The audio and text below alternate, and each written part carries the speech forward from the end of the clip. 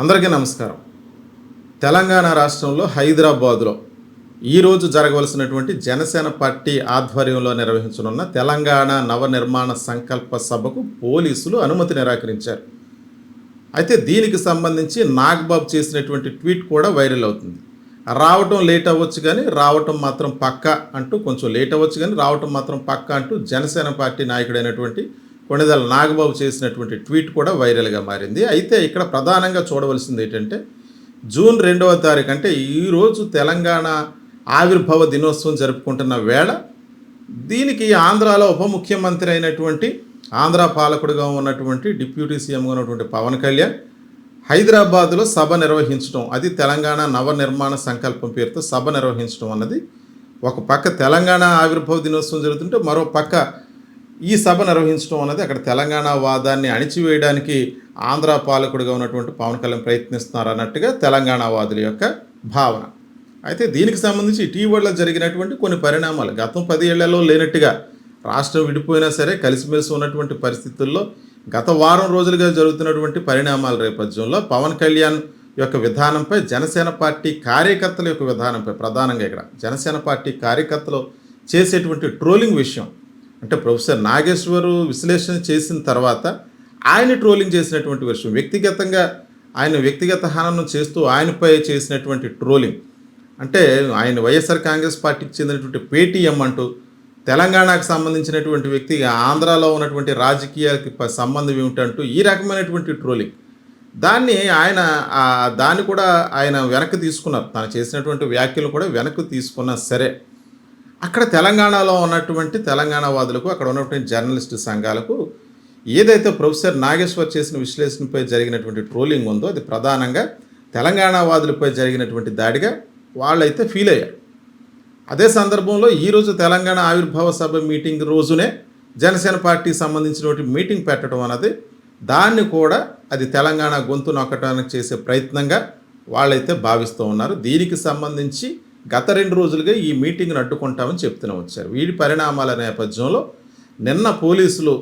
నిన్న సాయంకాలం వెళ్ళి అక్కడ సభ నిర్వాహకులకు ఈ మీటింగ్కి అనుమతి లేదంటూ, దీనికి సంబంధించి ఏ రకమైనటువంటి అవాంఛనీయ సంఘటనలు జరిగినా రక్షణ కల్పించలేనటువంటి పరిస్థితి, అదేవిధంగా పార్కింగ్ వంటి విషయాల్లో కూడా కొన్ని ఇబ్బందులు తలెత్తుతాయి. అంటే వాస్తవానికి ఈరోజు తెలంగాణ ఆవిర్భావ సభ జరుగుతుంది, దానికి సంబంధించి రాష్ట్రం అంతా కూడా అక్కడ వేడుకల్లో పాల్గొనడం అయితే జరుగుతుంది. అదే సందర్భంలో ఈ మీటింగ్ పెట్టడం కూడా ఒకవేళ జనసేన పార్టీకి మైనస్గా మారి ఉండొచ్చు.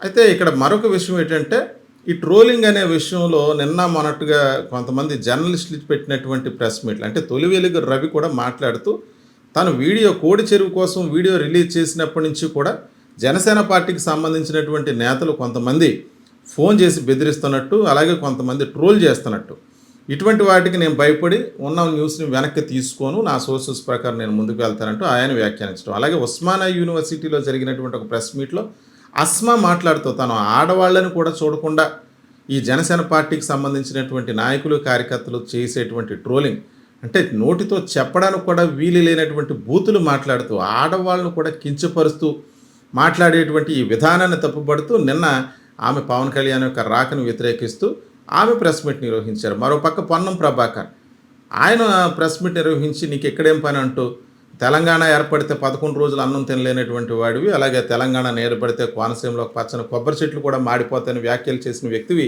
నీవెలాగ తెలంగాణకు సంబంధించి నవనిర్మాణం చేయగలవు అంటూ ఆయన వ్యాఖ్యలు. మరోపక్క కల్వకుంట్ల కవిత, ఆమె కూడా నీ రాష్ట్రంలో ఉన్నటువంటి రాజధాని విషయంలో సరైనటువంటి నిర్ణయాలు తీసుకోలేని వ్యక్తులు మీరు తెలంగాణకి ఏం చేస్తారు, మీరు జీహెచ్ఎంసీ ఎన్నికల్లో పోటీ చేయడానికి ప్రణాళిక సిద్ధం చేసుకుంటున్నారు, ముందు మీ రాష్ట్రంలో ఉన్నటువంటి రాజధాని విషయాన్ని చూసుకుని తర్వాత ఇక్కడ మీరు అభివృద్ధికి మీరు పోటీ చేయండి అంటూ ఆమె చేసినటువంటి విధులు. అయితే ఈ వ్యాఖ్యల్లో ప్రధానంగా జీహెచ్ఎంసీ ఎన్నికలు లక్ష్యంగానే ఈరోజు జనసేన పార్టీ అక్కడ మీటింగ్ ఏర్పాటు చేస్తుందా అంటే, వాళ్ళు చెప్పిన దాని ప్రకారం 2000 మందితో నవనిర్మాణ సంకల్ప సభ అన్నట్టుగా వాళ్ళైతే మీటింగ్ ఏర్పాటు చేసినట్టు తెలిసింది. ఒక ఆత్మీయ సమావేశంగా మేము ఏర్పాటు చేసుకుంటున్నాం, దీనికి అనుమతి అవసరం లేదంటూ అక్కడ జనసేన పార్టీకి సంబంధించినటువంటి నేతలు వాదన. అయితే వీటన్నిటి నేపథ్యంలో ఇక్కడ జీహెచ్ఎంసీ ఎలక్షన్ దృష్టిలో పెట్టుకునే పవన్ కళ్యాణ్ మీటింగ్ ఏర్పాటు చేస్తున్నారంటే, అది జూన్ 2వ తారీఖునే ఏర్పాటు చేయడం అన్నది కూడా అక్కడ కొద్దిగా ఇబ్బందికరంగా మారి ఉండవచ్చు. వేరే రోజు ఈ రోజైనా ఏర్పాటు చేస్తే అది అనుమతి లభించినేమో ఒకవేళ అంటే అంటే తెలంగాణ ఆవిర్భావ దినోత్సవం రోజునే మీటింగ్ పెట్టడం అనేది అక్కడ కొంచెం వ్యతిరేకత వస్తుందన్నటువంటి భావన. అయితే ఒకవేళ జీహెచ్ఎంసీ ఎలక్షన్లో పోటీ చేస్తే అంటే ఇక్కడ ఆంధ్రప్రదేశ్లో పవన్ కళ్యాణ్ సింగిల్గా పోటీ చేసింది అయితే లేదు, ఇక్కడ అలియన్స్గా మాత్రమే పోటీకి వెళ్ళారు. అంటే ఇప్పుడు అక్కడ జీహెచ్ఎంసీ ఎన్నికల్లో పోటీ చేయాలని ఆలోచన వస్తే అక్కడ కూడా అలియన్స్గా వెళ్తే ఒకవేళ బీజేపీతో కలిసి వెళ్ళే ఆలోచన ఉందా, దాంట్లో భాగంగానే ఈ రకమైనటువంటి వ్యూహాలను రచిస్తున్నారా అన్నటువంటి విశ్లేషణలు కూడా జరుగుతున్నాయి. ఎందుకంటే ఇటీవల కాలంలో హైదరాబాద్కి ప్రధానమంత్రి నరేంద్ర మోడీ వచ్చినప్పుడు ఆయన పవన్ కళ్యాణ్ నివాసానికి వెళ్ళటం, ఆయన పరామర్శించడం, ఆ సందర్భంగా జరిగినటువంటి చర్చల్లో భాగంగా ఏమైనా హైదరాబాద్ తెలంగాణ రాష్ట్రంలో జనసేన పార్టీ కూడా బీజేపీకి సపోర్ట్గా అలియన్స్గా పనిచేసి పనులు ఏమన్నా ప్రారంభించారా అంటే ఆ రోజు నుంచి కూడా కొంచెం పవన్ కళ్యాణ్ యొక్క మాట్లాడే విధానంలో కానీ అన్నింటిలో కూడా కొద్దిగా మార్పు వచ్చినట్టుగా కనిపిస్తుంది.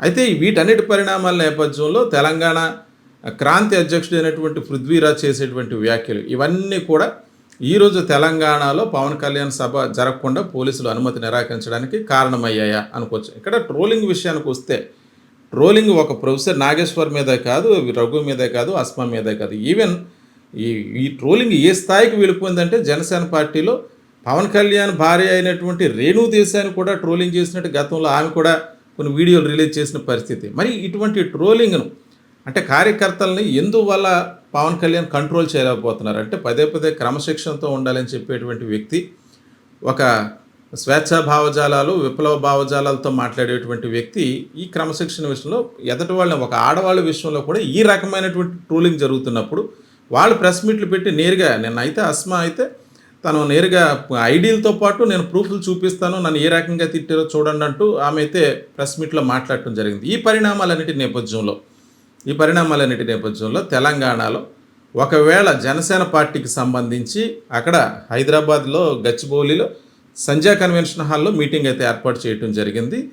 దీనికి ఒకవేళ మీటింగ్ నిర్వహిస్తే ఒకవేళ అక్కడ ఉన్నటువంటి తెలంగాణ వాదులు ఇప్పటికే ప్రాంతీయంగా కొంచెం విభేదాలు వచ్చినటువంటి పరిస్థితి, అంటే ఈ మధ్య జరిగినటువంటి మాటల యుద్ధాల పరంగా చూస్తే పవన్ కళ్యాణ్పై వ్యతిరేకత కొనసాగుతుంది. ఈ సందర్భంగా ఆయన మీటింగ్ అటెండ్ అయితే అక్కడ జరగకూడనటువంటి అవాంఛనీయ సంఘటనలు ఏమన్నా జరిగితే అది రెండు రాష్ట్రాల మధ్య ఉన్నటువంటి వాతావరణాన్ని కూడా దెబ్బతీస్తుంది అన్నటువంటి ఆలోచనతోటో మరి ఏటో తెలంగాణ సర్కార్ అయితే ఈ నిర్ణయం అయితే తీసుకుంది. దీనికి సంబంధించి కోర్టును ఆశ్రయిస్తాం, మేము నిర్వహించేది ఒక ఆత్మీయ సమావేశం మాత్రమే, దీనికి మాకు పోలీసుల అనుమతి అవసరం లేదంటూ ఒక రిక్వెస్ట్ పెడితే చాలు, మేము ఆత్మీయ సమావేశంగా మేము ఇండోర్లో జరుపుకునే దానికి ఎందుకు అనుమతి నిరాకరిస్తున్నారు, దీనిపై హైకోర్టును ఆశ్రయిస్తామంటూ తెలంగాణలకు సంబంధించినటువంటి జనసేన నాయకులు మహేందర్ రెడ్డి, సాగర్ వంటి వారు అయితే చెప్తున్నారు.